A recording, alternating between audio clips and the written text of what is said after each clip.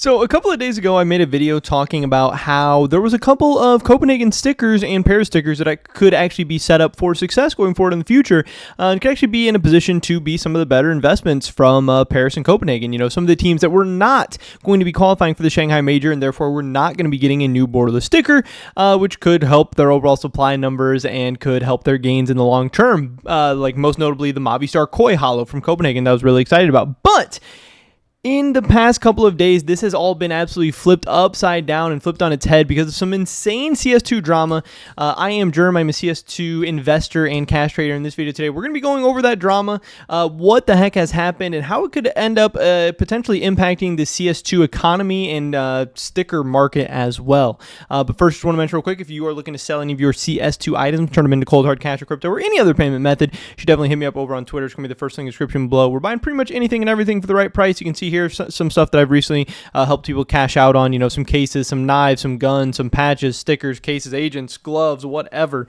So like I said, if you need IRL money or just sort of looking to switch up your portfolio or inventory or whatever, definitely hit me up. We can probably get a deal done, and you're helping support me, my channel, my content. With that being said, let's get right into this. So in that video the other day, we were taking a look at some of the RMR qualifiers that are going on right now for the Shanghai Major. Again, for those of you who are not necessarily caught up to speed, the Shanghai Major is going to be taking place in December, but qualifiers for it are going on right now. And over the next couple of weeks and months, we're going to find out all the teams that are qualifying for it. Again, if you qualify for Shanghai, obviously you are going to be getting a new sticker in the game. Now, we don't know if those new stickers are going to be borderless or bordered, but just most people are making the safe assumption that these stickers are going to be borderless at this point because we've gotten so many borderless stickers lately, but we don't know. So there is some risk. And again, if you own a previous sticker that is a unique borderless sticker right now, meaning it's a borderless sticker that only comes from one single borderless collection, that's really the best type of borderless sticker investment because those are going to have the lowest supply, the lowest quantity, and if somebody really wants that sticker, they have to go get that one specific sticker. But if you have like a Navi sticker that has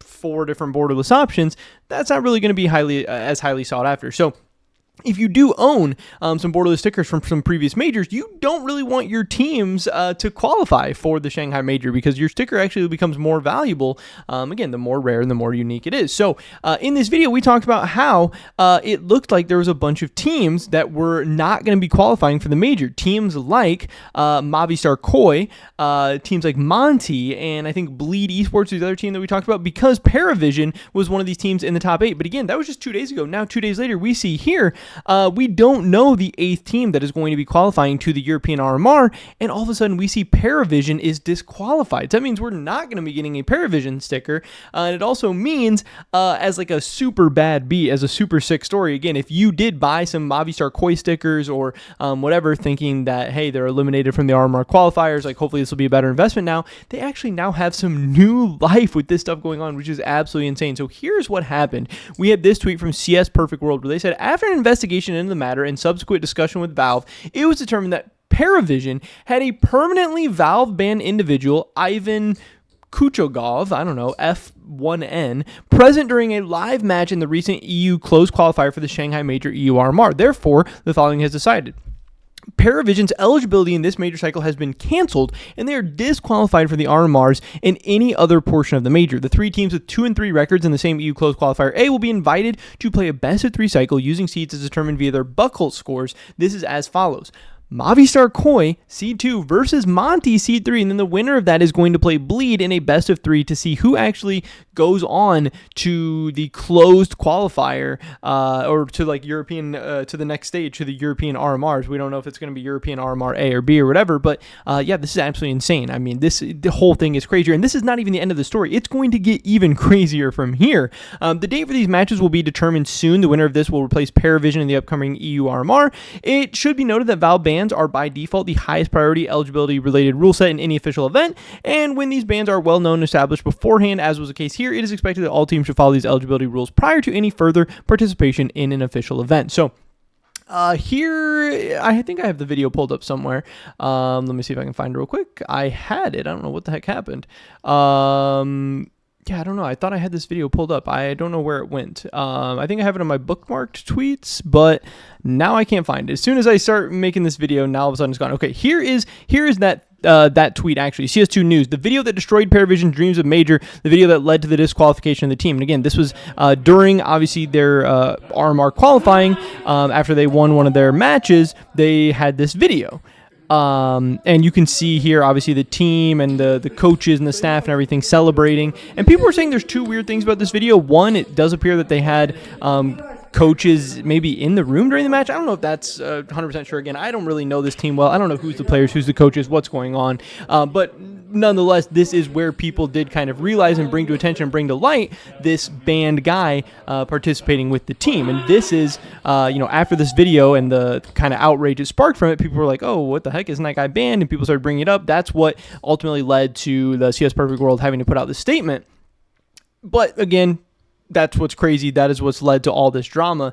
Parivision had finally found a formula that works with Alpha. Tarnishing that by getting DQ'd by posting a video showing Valve banned coach F1N on site is pure idiocy on behalf of the org, and it's based by Valve to get them out. What a second chance for Bleed, Monty, and Koi.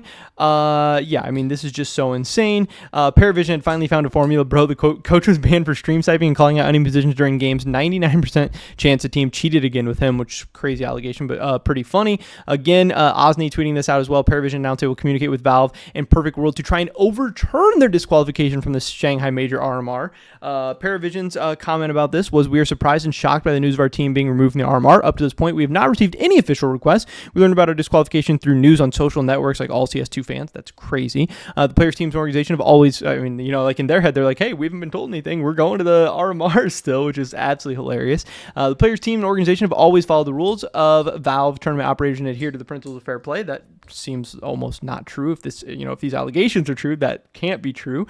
The list of players, including the roster coach, was provided the tournament operator prior in advance. There was no request to expel or ban the team. During the match of closed qualification for the European RMR, the coach, F1N, was not present in the same room with the players. After the match ended, he joined the team to share a moment with the players. Each member of the roster invested not just time and effort, but also a part of themselves to bring those victories that brought us closer to our cherished goal to compete at the major. You have known each of them for several years and know their history. Now it is especially important that our guys show once again what they can do in game. We will communicate with Valve and Perfect World about the possibility of reviewing the decision and returning our team to RMR. Thanks to everyone who remains calm. So I need to take a look at this statement again. Here it says it was determined that he was present during a live match. Again, I don't know if he necessarily was determined during a live match or not. They're saying he wasn't there during the live match, he just came in after, but I would also argue maybe Valve doesn't even want him to have anything to do with being associated with their team or not. I don't really know, but then again, like they say, they did list their players and coaches and roster and everything leading beforehand, and obviously Valve and nobody had any issue with that before, so I don't really understand. How did they even allow to register with major qualifiers a person who's been permanently banned from majors?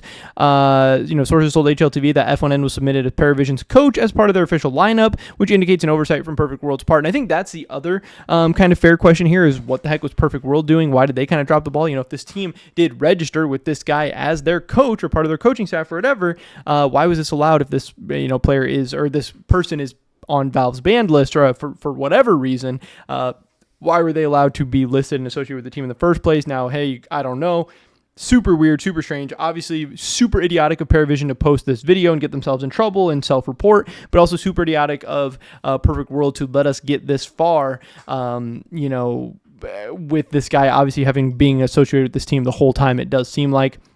So I don't know, pretty crazy story, but yes, obviously this does mean now that, I guess I have a couple other responses here. Cheating by using a banned coach and then releasing and posting a video with said banned coach, proving to the TL that you were breaking the rules is peak stupidity. Absolutely hilarious. How did Perfect World and Valve even allow the banned F1N to be officially announced as the team's coach? How is it possible to approve this at all? Very fair question. But again, what is crazy here is we now have the potential of, even though they had previously been eliminated and it looked like we weren't going to be getting any new stickers for them, it is now possible that we could be getting a Movistar Koi Shanghai sticker. It's possible we could be getting a Monty Shanghai sticker, and it's possible we could be getting a Bleed esports sticker. Now, again, obviously of these three, Bleed is the only team without a borderless sticker already, so this would be the most interesting. This would add the most value and interestingness to Shanghai. Getting another Monty sticker would be really bad for the Monty Paris, would be really bad for the Shanghai. Getting less unique stickers is definitely bad. And then, of course, getting a new Koi sticker would be really bad for the Koi Copenhagen, would be really bad for Copenhagen as a set, because this is, kind of the sticker from the Copenhagen set. So it would really make Copenhagen, which is already bad, even worse. And again, it would definitely hurt the Shanghai stuff. Yeah, it would make Shanghai cooler overall, but it would add a sticker that's just not going to have as much hype behind it the second time around. But yes, this is absolutely crazy. So I don't know what's going to happen. Again, we don't know who's going to qualify between these three teams. You could also argue that none of this really matters, because these were teams that weren't even going to make it out of this qualifier. So if they weren't even going to make it to the RMRs in the first place, these are teams that really shouldn't have made it. Parivision did beat them, whatever. They had 2-3 records. That you shouldn't really be too worried. Whoever wins this whole thing, whether it's Koi, Monty, or Bleed, all three of these teams are very unlikely to make it out for the most part, but hey, crazier things have happened. Teams go on runs. You never know. We'll have to wait and see. Kind of some other random news coming out of this whole thing. A team of old men played in the Shanghai Major in China. One of them is 51 years old. I think they were an average of 40-year-olds and stuff, but they actually won a couple games. I thought that was kind of interesting. And then, of course, just wanted to round this out with a check-in with Onipixel's team.